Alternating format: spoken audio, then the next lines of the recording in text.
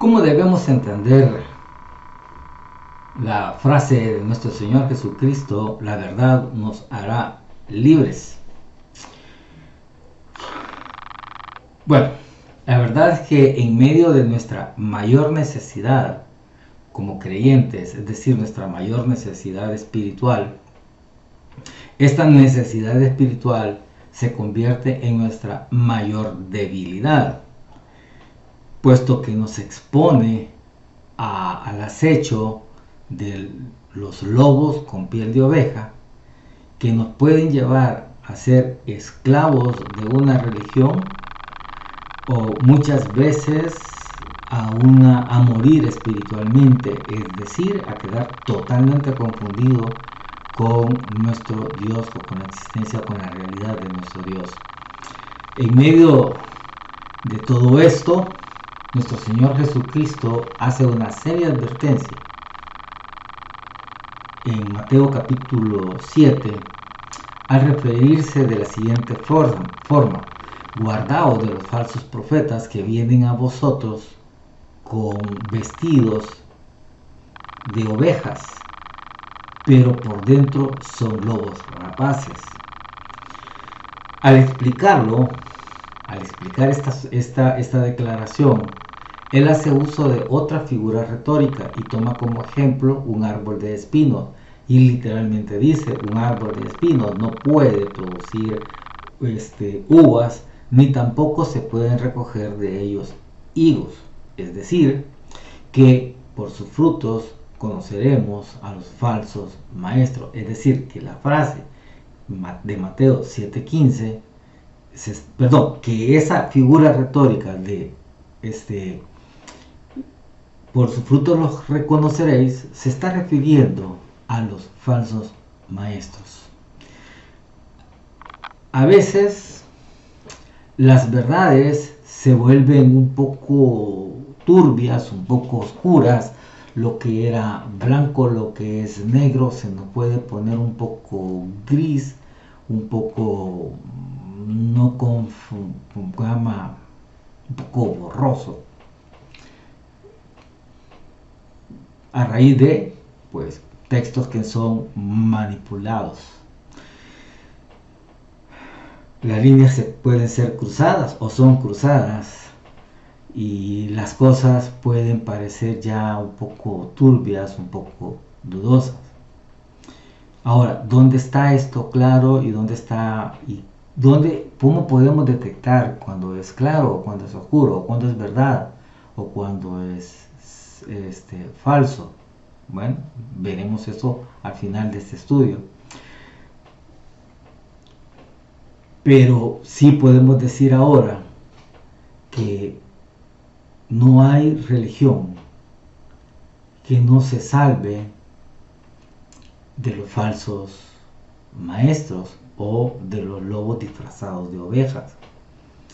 Resulta muy paradójico que en los dirigentes llamados a sí mismos pastores puede o no es que puede, sino es una realidad esta declaración.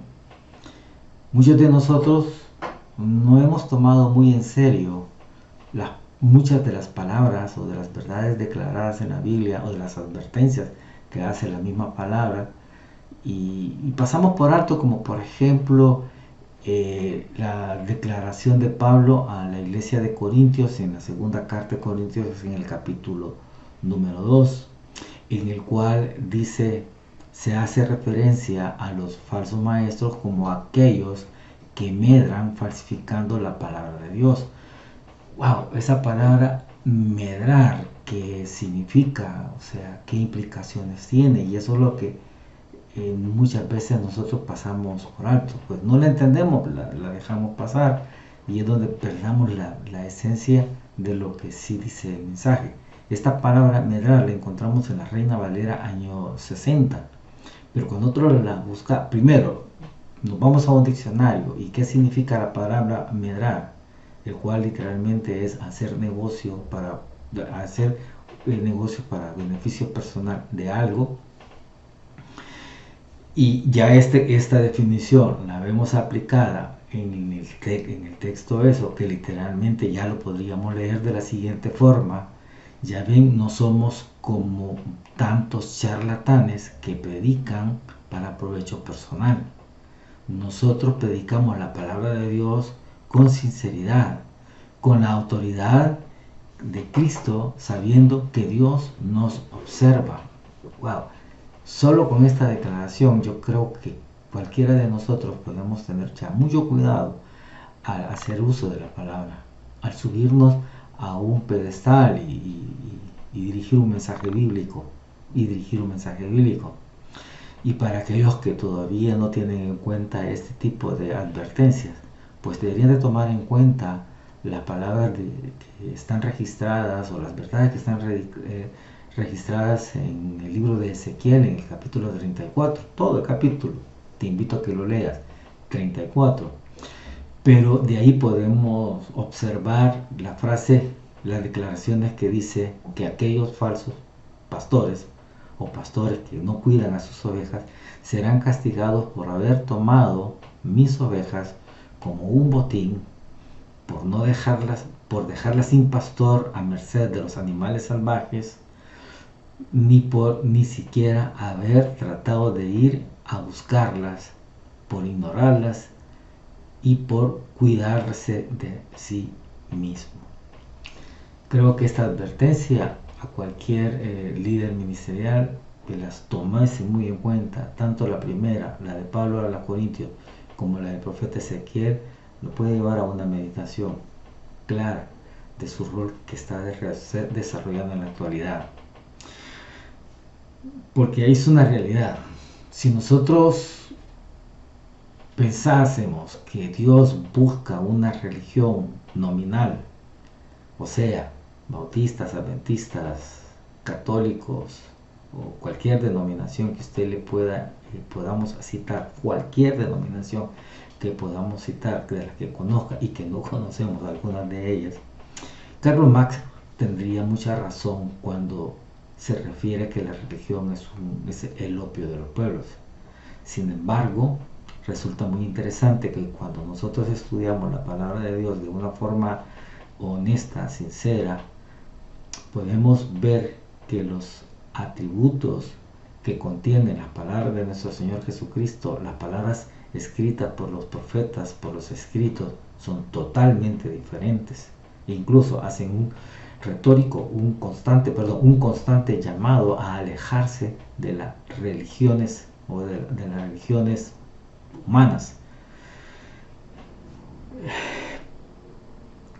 El objetivo del mensaje, y si nos centramos en las palabras de nuestro Señor Jesucristo, es obvio, es el amor. Ese es su objetivo, es el amor. Y prueba de ello es que por amor Él se entregó a sí mismo para poder crear un camino, establecer un camino al Padre. En nuestra época contamos un sinfín de traducciones de los originales o otras que son parafraseadas, o es decir, que han utilizado 2-3 Biblias, 2-3 traducciones, y lo que hacen ellos es parafrasearlas, es decir, explicarlas tomando como referencia ya una traducción revisada. Y en ese es el caso de la lenguaje sencillo o lenguaje actual. Hay otras que vienen desde los originales, que pues están con un español, podríamos decirlo, más contemporáneo, que nos hace mucho más fácil, puesto que el problema que tiene la Reina Valera años 60 es que por sus limitaciones en esos momentos deja muchas palabras sin ser traducidas. Hay muchas palabras que vienen, que están desde el castellano, lengua que como centroamericanos, salvadoreños, no conocemos a su totalidad, escasamente hablamos un poco del español, y eso nos va a crear dudas a la hora que lo estamos leyendo. Hoy en la actualidad podemos contar como la Nueva Traducción Viviente, que es la que usamos en este ministerio, como la NBI y otras que podrán ser muy interesantes. Salvo, hago una salvedad cuando estoy leyendo la Biblia, y es hacer un cruce para lograr tener una mejor claridad de lo que estoy leyendo. Ahora, con esto quiero enfatizar algo. No se trata de cambiar o de empezar una nueva religión, sino que simple y sencillamente de descubrir una realidad trascendente de nuestras limitaciones, a pesar de que estamos siempre rodeados de lobo con piel de oveja. Hacer un poco más crítico constructivo cuando estamos escuchando una explicación de la verdad bíblica. Y eso pues lo vamos a ver, qué es lo que debemos hacer como oyentes responsables de un sermón. Pero eso lo vemos después de nuestra oración. Padre, gracias Señor le damos porque esta jornada nos está permitiendo nuevamente encontrarnos con su palabra. Ilumina al Señor en estos minutos que vamos por delante, Señor. En el nombre de nuestro Señor Jesucristo. Amén y amén. ¿Dónde estamos? Capítulo número 13. El reino se ha dividido. Ya hay prácticamente dos reinos en tierra prometida. Judá en el norte, en el cual está integrada por las tribus de Benjamín y Judá, y el sur, y el norte integrada por el resto de las tribus. Son 10 tribus a las cuales a través de toda la narrativa de aquí en adelante la vamos a conocer como el norte, el hermano mayor, Israel, Efraín, Samaria, serán los nombres con los cuales lo vamos a conocer, y que en todo caso se está refiriendo al reino del norte. Dentro de todo esto también vamos a empezar a conocer, cada vez que se refiere estemos estudiando a un rey del norte, la frase "y siguió el camino de Jeroboam", o es decir, siguió con el pecado de Jeroboam. ¿Qué fue lo que cometió Jeroboam? ¿Cuál fue el pecado que cometió Jeroboam? Bueno, Jeroboam no valoró el hecho de que a través de él Dios realizara un juicio para la casa de David. Le permitió ser el líder de una comunidad separada temporalmente. Le dijo que lo iba a respaldar a él y a su descendencia, iba a crear un reinado, una casa estable, un reinado estable en su familia. Pero parece ser que Jeroboam se le olvidó, como a muchos de nosotros se nos olvidan, uno, las promesas de Dios; dos, las advertencias de Dios, y hacemos todo lo contrario. Luego, que después de que Jeroboam se hubo consolidado políticamente y militarmente, él va a crear una religión nueva. Él instaura una religión en el norte, una religión que iba a satisfacer sus propios fines egoístas. Instala dos imágenes de becerros en los lugares distantes del reino, uno en Betel, otro en Dan, con un único propósito: disuadir al pueblo a ir a hacer su ejercicio o cubrir su necesidad espiritual a Jerusalén, y evitar así que tuviesen contacto con su enemigo, podríamos llamarlo, Roboam, pero que no era otra cosa más que puramente egoísmo. Era una religión que se centraba en su propio honor y su engrandecimiento personal, es decir, que lo que estaba en juego era el yo, y no nuestro Dios. Era una religión humana, era una religión que partía de sus propios intereses. En el estudio anterior, en los primeros versos del capítulo 13, estudiamos la llegada de un hombre de Dios a Betel, justo en el momento en que Jeroboam estaba haciendo su ritual, estaba haciendo sus sacrificios. Y él llega con una clara advertencia, no hacia Jeroboam, sino hacia la religión en sí. Y él le advierte que iba a venir alguien de la familia de David, que se iba a llamar Josías, que cuando él creciera, cuando él fuese grande, iba a tomar una acción directa sobre los sacerdotes que ofrecen incienso sobre este lugar, y que también iba a quemar sobre ellos huesos humanos. Esta profecía se cumple 340 años después. Pero además de eso, como para, digamos, aclarar de que lo que estaba diciendo iba a cumplirse, el hombre de Dios da una profecía complementaria, y el cual se refería a que ese altar que estaba marcando en ese momento iba a ser destruido, y que las cenizas que de él salían iban a ser esparcidas. Al escuchar eso, Jeroboam, pues, en su orgullo, en su ego, pues, le pide, lo ordena que lo callen, y cuando él extiende la mano, esta mano se queda quieta, se endurece, no la puede mover más, el brazo ya no lo puede mover, y entonces obviamente Jeroboam le pide a este hombre de Dios que ore a su Dios, o sea, a Jehová, para que este brazo sea sanado. No corregir su error de la religión, que es hacia donde estaba orientada la advertencia de Dios, sino que le sanara su parte externa. El hombre de Dios ruega y el brazo sana. Bueno, cuando Jeroboam lo invita a cenar y que le iba a dar unos obsequios, el hombre de Dios claramente le dice que no podía hacer.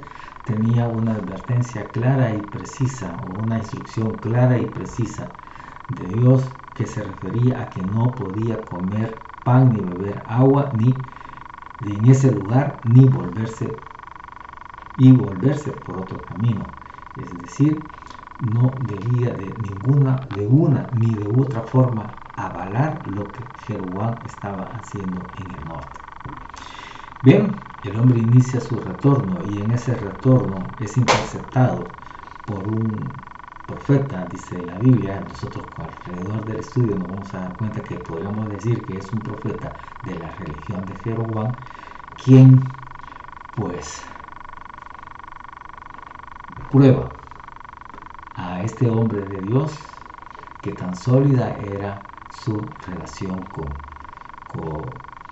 Dios al cumplir y al ser obediente a ella. Pero descubrámoslo en la lectura del texto. Vámonos capítulo 13, versos del 11 al 14, y lo leemos. Dice: sucedió que había un profeta anciano que vivía en Betel, y sus hijos fueron a contarle lo que el hombre de Dios había hecho en Betel ese día. También le contaron a su padre lo que el hombre había dicho al rey. El profeta anciano les preguntó por dónde se fue. Así que ellos le mostraron a su padre el camino en el que el hombre de Dios había tomado. Rápido, ensíenme un burro, les dijo al anciano. Enseguida ensillaron el burro y se montó. Entonces salió cabalgando en busca del hombre de Dios.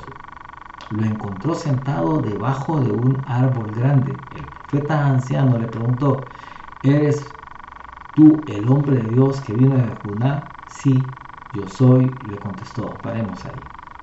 Veamos algunas cosas muy interesantes y hagámonos unas preguntas. ¿Qué sucedió? Pues había un profeta en Betel. Dice un profeta. No dice un profeta de Dios, dice un profeta.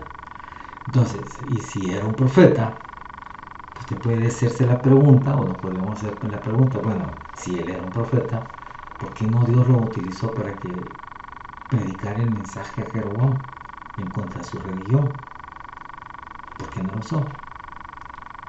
eso nos puede caber, claro, una respuesta. No era un profeta de Dios, era un profeta de la religión de Jeroboam. Era alguien ya que ya era partícipe de ese altar. Ahora, ¿quiénes estaban en el altar? O sea, ¿quiénes le llevan el mensaje a este anciano que estaba en su casa?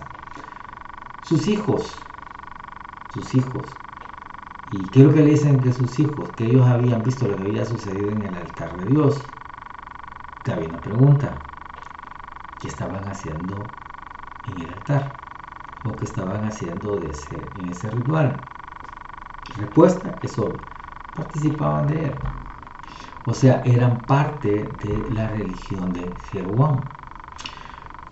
Ahora, ¿por qué la prisa de este, digamos, de este profeta, de este hombre que partícipe del pensamiento de Jeroboam, por encontrarse con el hombre de Dios?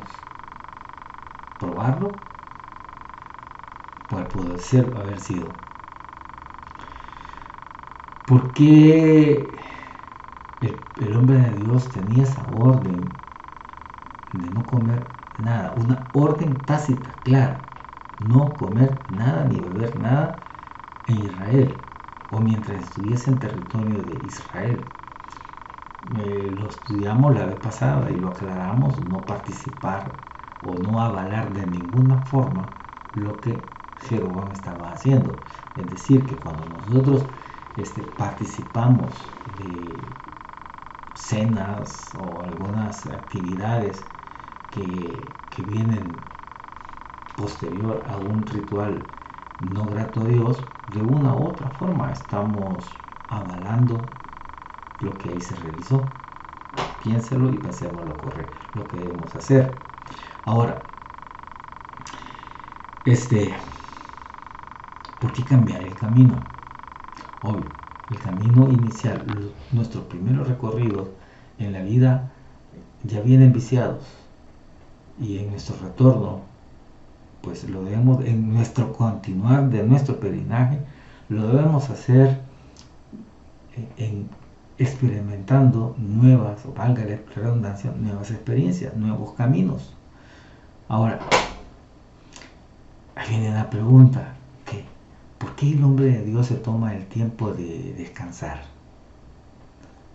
¿Por qué el hombre de Dios, al ver ese árbol frondoso, fresco a lo mejor, bueno, ya di mi mensaje y me siento y me voy a relajar,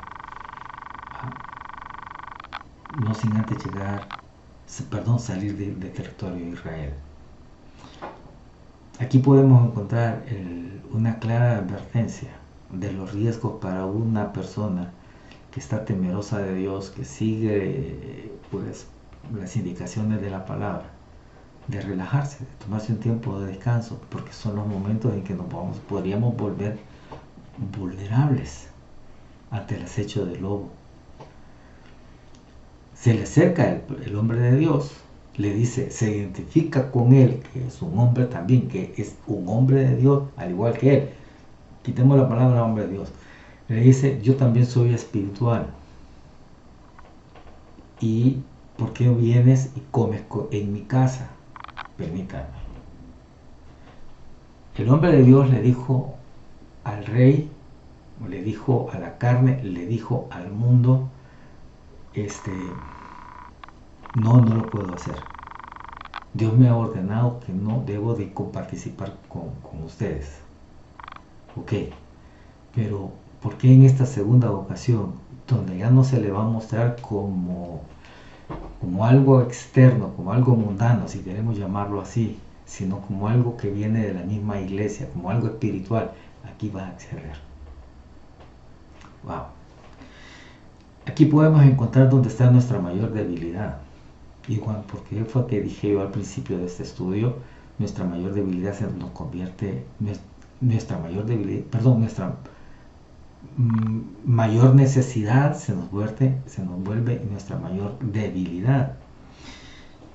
El hombre de Dios, todo religioso, no sé, se vuelve vulnerable cuando en su misma ansiedad de buscar un mensaje espiritual se lo cubren con una falsedad, como más adelante se define, este hombre le estaba mintiendo, era un falso, le miente de la palabra. Le dice que un ángel le había hablado, cosa que no fue así. O si fue, pues fue un ángel de su religión, para lograr buscar un cierto respaldo de este profeta hacia esa religión. Wow, tengamos mucho cuidado. Todo mensaje que usted escuche debe de ser ratificado en su lectura devocional por usted en la Biblia. No confíe en lo que el hombre le pueda decir en un púlpito. No confíe en lo que yo le puedo estar diciendo. Confíe más en lo que usted está leyendo, en su propia reflexión. Lea, relea, busque lo que está expresado claramente y lo que está también debajo, entre línea, en cada una de las verdades que usted va a leer. Y esa es la única forma de encontrar su propia libertad, de su propia libertad. Veamos versos del 15 al 17. Entonces le dijo al hombre de Dios: acompáñame a mi casa a comer algo. No puedo, respondió. No me permitas comer,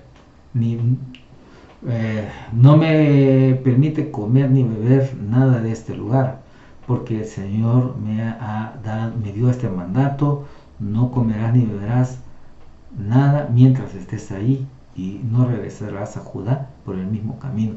Bueno, si el profeta, si el hombre de Dios tenía unas advertencias claras, no tenía que cambiarlas. Las advertencias, Dios no es un Dios que hoy dice una cosa y mañana va a decir otra. Si ustedes ya tenemos un mensaje de Dios en la palabra, sigámoslo. No importa que un hombre venga y nos diga y nos pretenda contradecir lo que ya está escrito aquí.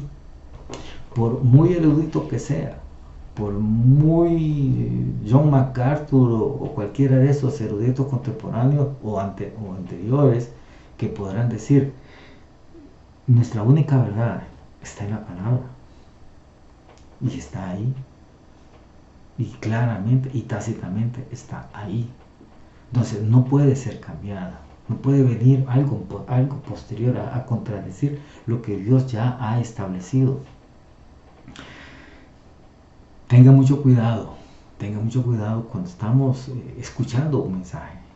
Verso número 18 y 19. Sin embargo, el profeta anciano le dijo: yo también soy profeta, y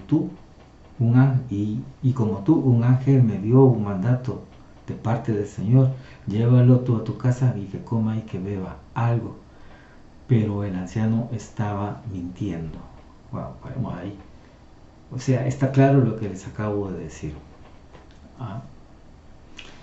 Está claro con lo que acabo de decir. El hombre de Dios, el hombre de Judá, escuchó la mentira del profeta de la religión de Betel.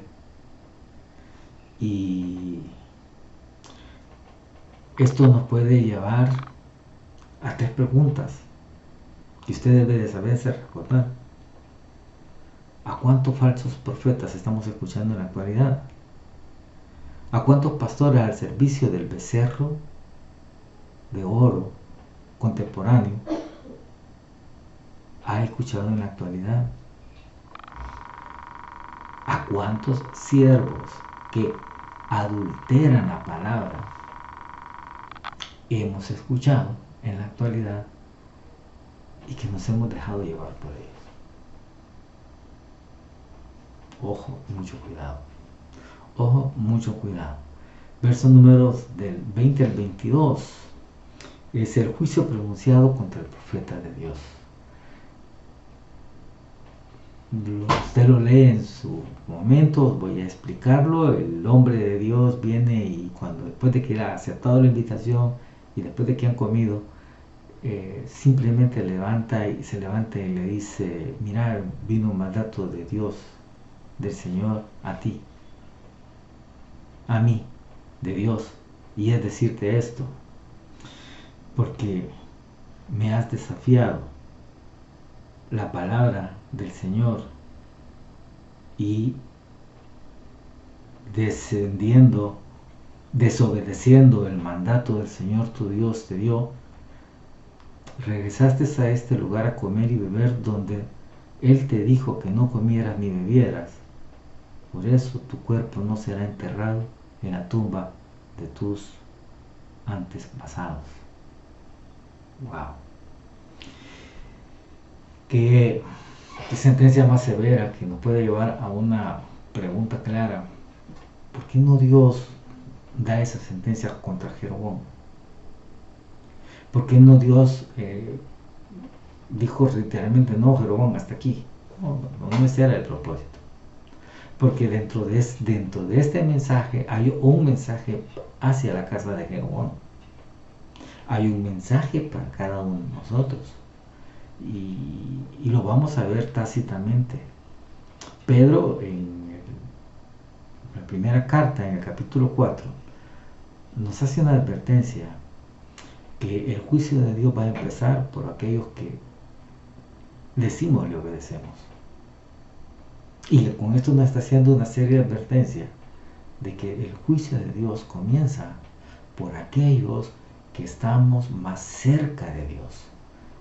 El juicio de Dios Dios está más atento a sus hijos que a aquellos que se han apartado de Él. Como dijo nuestro Señor Jesucristo, al que mucho se le da, mucho se le va a demandar. Al que mucho se le da, mucho se le va a demandar.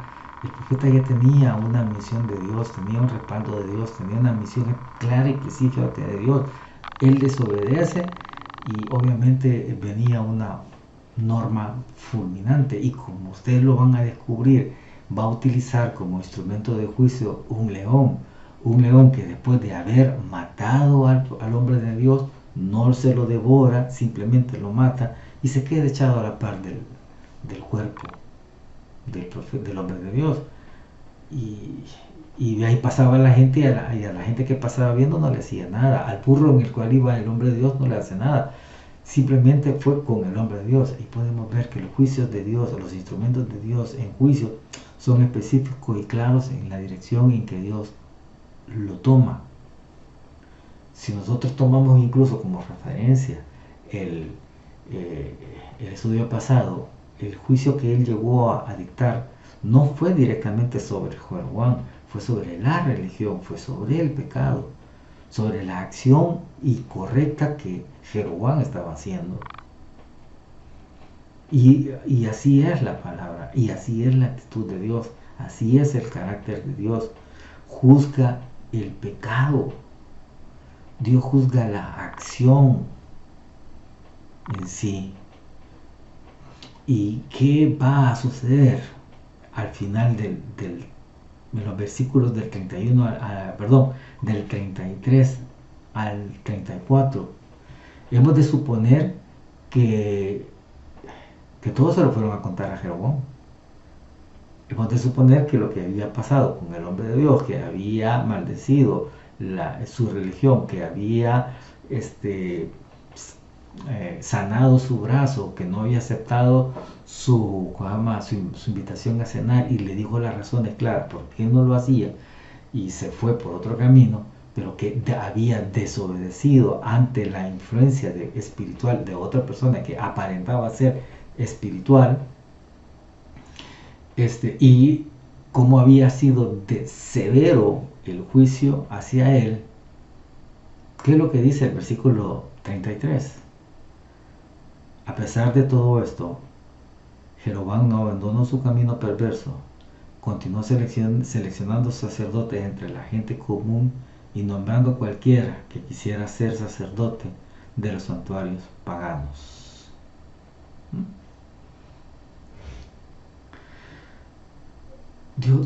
Jeroboam no cambió.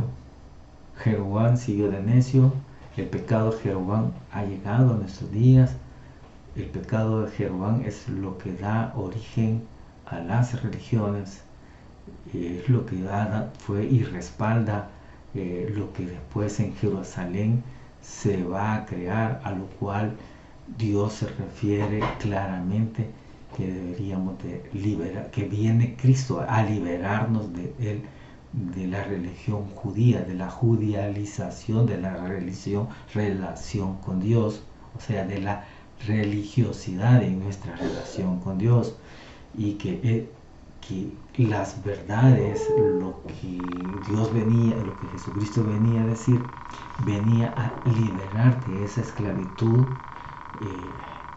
hacia una religión. Ahora, para terminar, si nosotros nos enfocamos en nuestra aplicación de este último pasaje del capítulo 13, en el hombre de Dios y se encuentra con el profeta de la religión de Jeroboam, quiero enfatizar algo que lo he dicho en varias ocasiones en esta jornada. Todos debemos de reconocer que nuestra mayor debilidad es nuestra mayor necesidad. Nuestra sed espiritual es lo que nos hace presa fácil como ovejas de aquellos lobos que se disfrazan de oveja. Yo quiero invitarles a que mantengamos vivas esas palabras de nuestro Señor Jesucristo. Tengamos cuidado de los falsos profetas que vienen disfrazados como ovejas inofensivas, pero que en realidad son lobos feroces. ¿Cómo lo sabremos? Wow. Revisemos este texto. Hechos capítulo 17, versos del 10 al 12. Pablo ha predicado en un pueblo que es muy curioso, el pueblo de Berea. Luego, cuando él ha salido de Tesalónica, y le dice lo siguiente Pablo: esa misma noche los creyentes enviaron a Pablo y a Silas a Berea. Cuando llegaron allí, fueron a la sinagoga judía. Los de Berea tenían una mentalidad más abierta que los de Tesalónica y escucharon con entusiasmo el mensaje de Pablo. Día tras día examinaban las escrituras para ver si Pablo y Silas enseñaban la verdad. Como resultado, muchos judíos creyeron, también lo hicieron muchos griegos prominentes, tanto hombres como mujeres. Ojo. Este pueblo, estos habitantes de la ciudad de Berea, que eran judíos y obviamente mezclados con algunos griegos, escuchaban las palabras de Pablo y las palabras de Silas. Escuchaban el mensaje en la sinagoga, escuchaban las explicaciones que hacían Pablo de las escrituras, ¿no? Obvio que no son del Nuevo Testamento, sino tal vez haciendo memoria del ministerio de nuestro Señor Jesucristo en la tierra y cómo las profecías del Antiguo Testamento o de los escritos y de los profetas pues indicaban hacia Jesús. Puede haber sido el mensaje de Pablo. ¿Qué es lo que hacían ellos? Pues llegar a sus casas, si tenían acceso a un rollo de Isaías, no, eso es cierto, y leerlo. Miren, en esa época tener acceso a los rollos, a las escrituras, era un privilegio. Ahora Dios lo ha abierto a todos. Si usted no tiene una Biblia física, puede tener una Biblia virtual en su teléfono, en su computadora.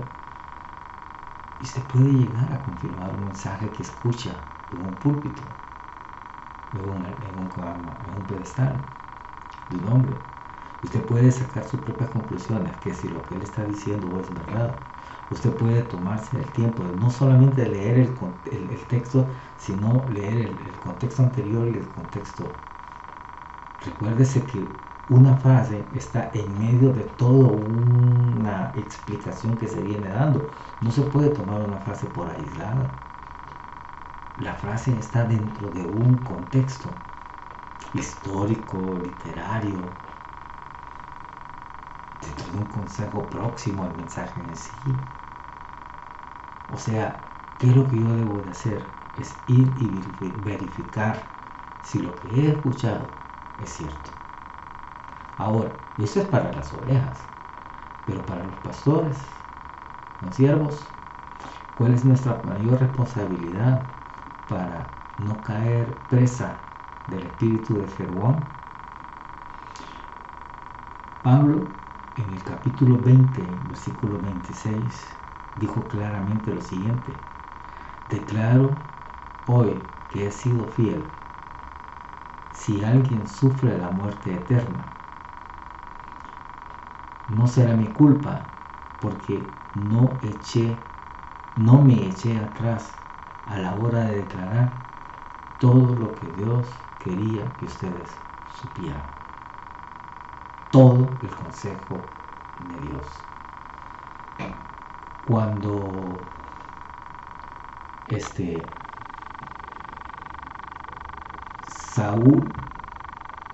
cuando Samuel recibe el mensaje de Dios y se lo va a dar a conocer al sacerdote al cual había enviado el mensaje a Dios, el sacerdote le dijo claro: dime todo lo que Dios te dijo, no me ocultes nada, estoy preparado. Ojo, quiero hacer énfasis: dime todo lo que el Señor te ha dicho que me diga. Yo pienso que eso es la verdad que todos nosotros debemos de decirnos. Uno, las ovejas debemos exigir: díganos toda la verdad.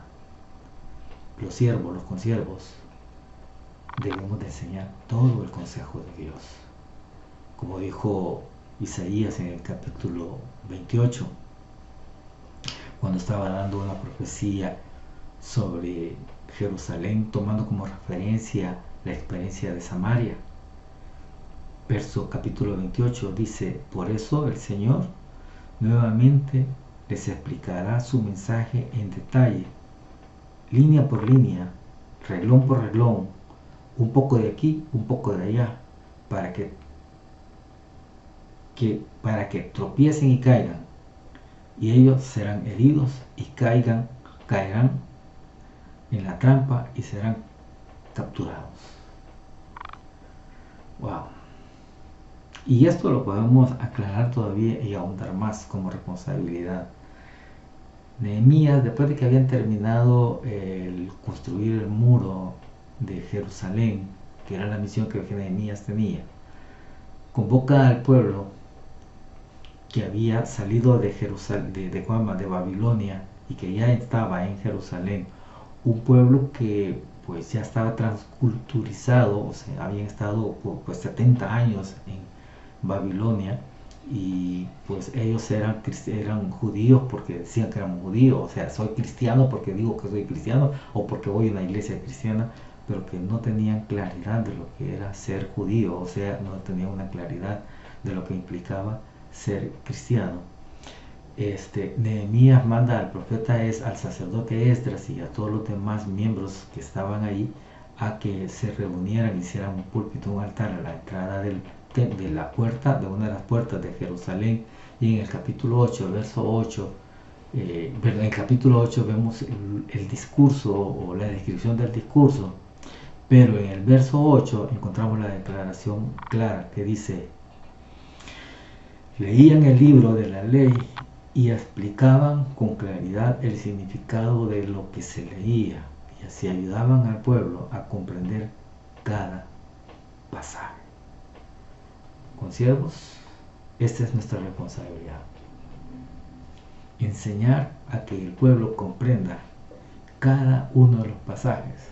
No se puede hacer de otra forma más que siguiendo los lineamientos que Isaías nos dice, párrafo por párrafo, línea por línea, verso por verso, capítulo por capítulo, comenzando en una forma ordenada para que le vayamos comprendiendo la historia real y no vayamos sacando nada fuera de contexto, tal como lo estamos haciendo con estos estudios, y así poder quedar con la satisfacción misma que quedó Pablo, de que me siento tranquilo porque llevé adelante lo que Dios me mandó a hacer, y es enseñar y declarar todo lo que ustedes querían que Dios sepa de Él. Nos vemos el próximo estudio. La tienes tú.